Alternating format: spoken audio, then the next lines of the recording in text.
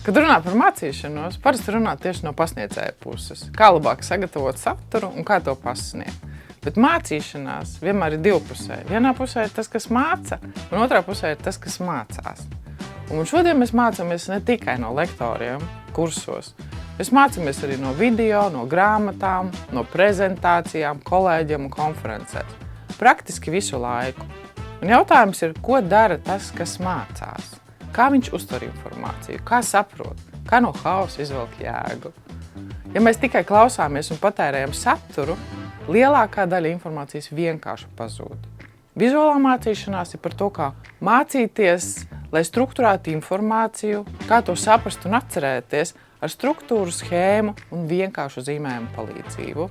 Tas ir īpaši svarīgi mūsu izglītībā, jo neviens tev vairs negarantē, ka viss tiks sagatavots un pasniegts gatavs uz paplātes. Par to, kā mācīties vizuāli un jēgpilni, es vairāk pastāstīšu mācību konferencē 19. februārī. Tiekamies!